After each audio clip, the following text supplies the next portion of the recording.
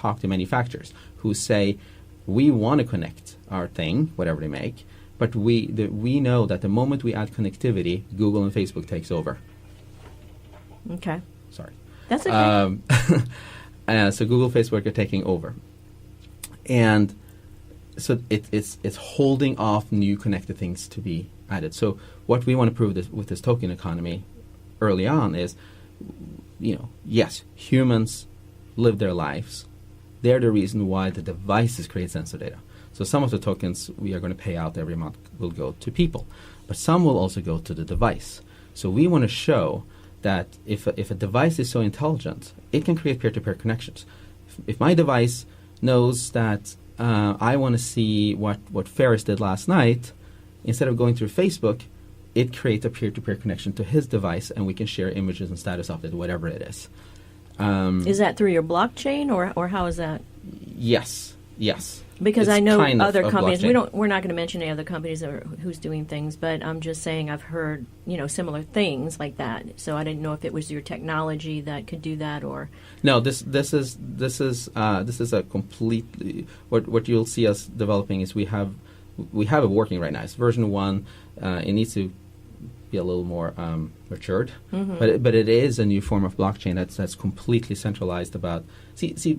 Blockchain is great. It allows decentralization, but blockchain is passive. Right. So someone still has to initiate the whole process. With this, we have an AI that initiates the process and does it proactively. It's established peer-to-peer connections. It brings multiple apps and content and services together because the AI knows what needs to change in reality. But the AI, we look at devices and apps as body parts, so the AI kind of controls Nowadays, the body for sure. parts to figure out what changes to do in the real world. So the whole idea with this AI is to create these peer-to-peer connections automatically between apps, content, devices around the world, so shuffle resources around so that things can happen in real life. Okay, now I have a question that completely bypasses Google and Facebook and those guys. Okay, well, I'm sure a lot of people, back. just like with this show, maybe we can. I'm not going to say anything about. I'm not going to say large companies. Okay, I'm going to keep this positive. Anyway, so one thing that you mentioned is when you're going to pay machines and you're going to pay humans, whatever.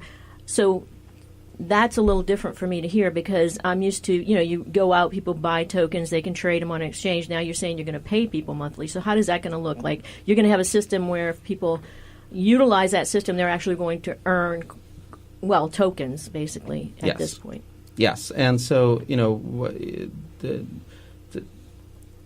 so the reason why we want to raise as much as we want is because we want to acquire existing apps, so we can just push the technology into the existing apps, and really quickly get to millions of users. It's cheaper than getting one user after another. We also want to acquire a couple of small developer communities or software development kits, basically, so we can embed our technology into those tools. Because from a software developer perspective, if I build an app, I don't have to put it on the App Store and hope people will find it. I put it on my own server. If the AI finds a match between what my app does and what the person needs, it brings the app to the person automatically, even if the user has never even heard of you. So it's almost a perfect distribution channel. But within that, developers are going to want to get paid for stuff, whatever it is. And so we're going to encourage the use of tokens, obviously, because our goal right now is to create an economy where tokens are recirculated. That's the only way you can get an economy. And we have set aside 20% of our tokens to subsidize this economy for the next year or two. Mm-hmm. So I have, in my head I have a question. Because this is now a security token, does that mean that everybody that owns a token owns a % of your company? Is that how it works? No. And you have all these people now that are investor relations calling you and wondering, no, what's going on? Yes. So a token doesn't represent equity on the company. However, we do want to make when we say that we want to democratize AGI, we want to democratize the economic model, we're actually going to do that with our tokens as well. So the tokens will be backed by our IP. is number one, which we believe is valued at, if it's AGI. That means you're in an intellectual property. Intellectual property, yes. So you have patents that basically you're tokenizing. We have patents, we have trade secrets. We are not going to patent the core of it because it's decentralized. It's not only decentralized, but it's called the Modern Day Manhattan Project, where largest companies and governments around the world are racing to figure out who can get to AGI first. It is it's serious business. So the little piece that makes the AGI work, instead of patenting it, which means you have to give full disclosure to the world on how you did it, we're keeping that a trade secret. But the combined IP package is, especially as it proves itself more and more that this is AGI, it's going to be worth a substantial amount of money. So that means that the tokens have a pretty good backing behind them. The second thing is we're going to give token holders a voice on our board of directors. So token holders will have, there will be 2 seats on our board that only token holders can vote who's going to represent them on our board.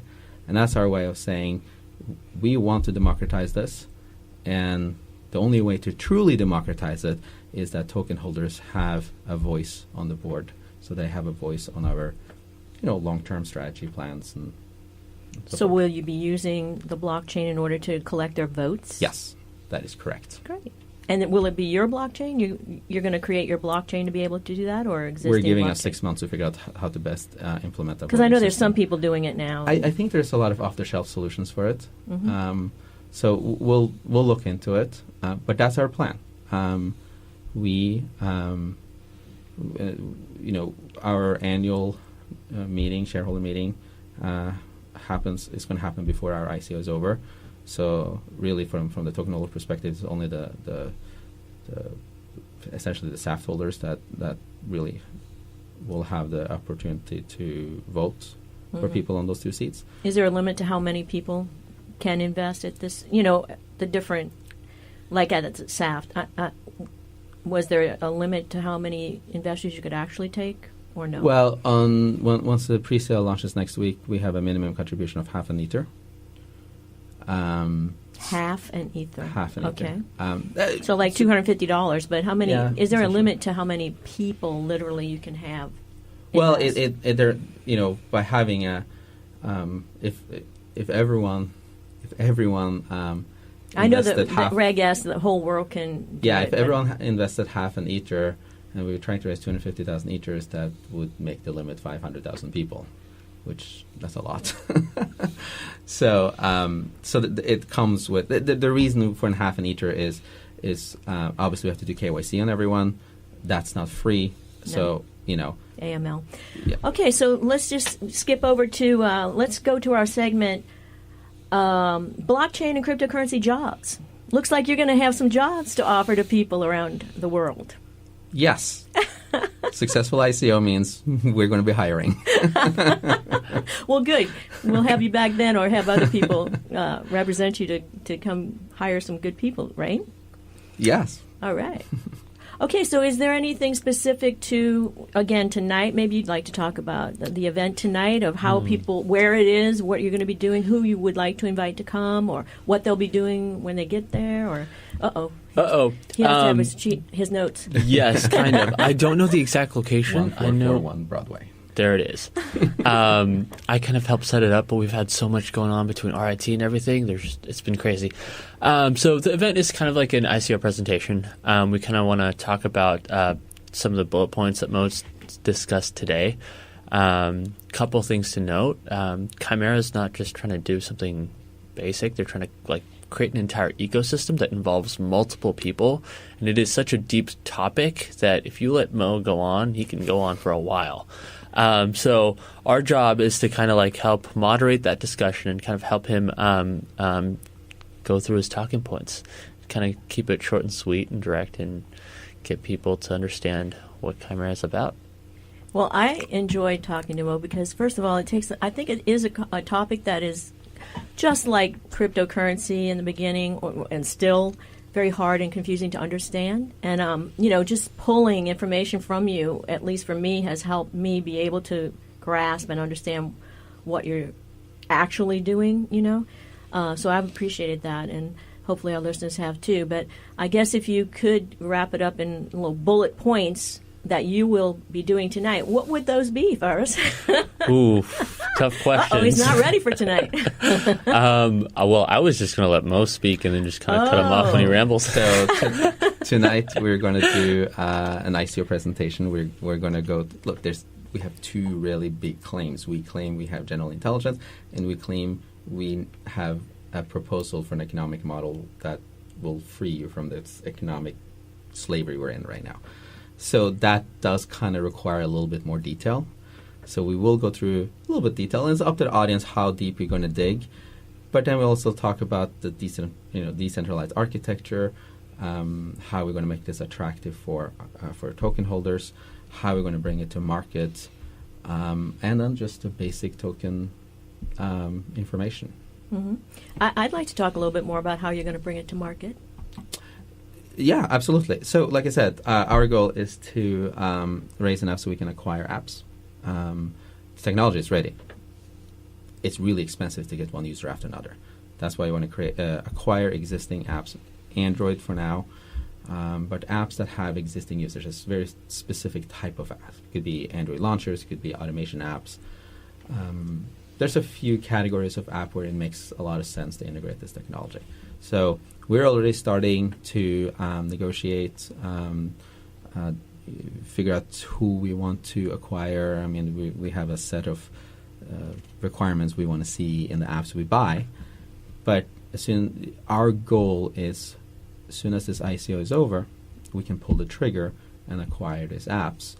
And hopefully, I'm going to guess right now because I don't know which apps we're acquiring, but hopefully we don't need more than a month or two, maybe 3, to integrate everything. And then it starts rolling out to people. And those people will just start making money every month. Okay, so we're going to Kimera.com. Is that how we find you? Kimera.ai. Oh, .ai. AI, yes. That's different. I've never heard that extension. Or chimerasystems.com, but okay. It's all Chimera redirected. Systems are a legal name. Chimera is the cool name, the cool marketing name. It name. is. Yeah. And if you search Kimera, you're going to find them anyway, right? Yep. yes. Okay, so we have you here in New York only through Thursday. Where do you go from here? Back to Portland. San Francisco is next. Launch pre-sale. Get the first money in. That will trigger our global roadshow. We'll be in somewhere between around 15 cities around the world. Not just doing ICO presentations. We will be meeting with AI scientists. We do need to build more and more buy-in on our, it's a pretty darn big claim. We will meet with economists to get some credibility built behind our economic models. We'll meet with politicians and business leaders to kind of sell both things, the AGI and the economic model of the future. This is not just a cool product we're trying to bring. We are literally trying to change the world. Yes, it sounds like it. Have you met with any government officials here in New York? Not in New York, no. No. So that's an open call. Would you like to? Yes. Oh, if you're listening to our broadcast or in the future, Yes. how would you like them to contact you? They're not just going to go on your website and probably, would it be through you, Ferris? Or They would probably be through either me or Chimera's head of marketing, Adam Peer. He kind of handles more of the communication stuff, and I kind of handle more of the marketing stuff, so we're kind of like this two-man, super cool, hardworking team. Cool. And you guys are going to stay in Portland when you get all this mega bucks going on. Is that where you'll have your headquarters? Portland is an awesome city. Yeah, it is. Yeah, I like Portland too. It's, well, at least in the summers. It rains a lot during the winters. Mm-hmm. Well, think tanks. People can stay indoors and get their work done, right? Yeah. No, I think we'll have people all around the world. I mean, if we're gonna change the world, we need the best of the best, and you don't want to force people to move somewhere. So we'll have people around the world. We have people right now in Norway and Germany. So. Nice. So you have been, just to, regress a little bit to day one, can you just tell us a little bit about, from day one, the 13 years to now, how have you been funded? How many employees do you have? Just a snapshot of that time period. So Chimera is my fifth startup. So Fifth? Yeah, so I've been around the block. I've sold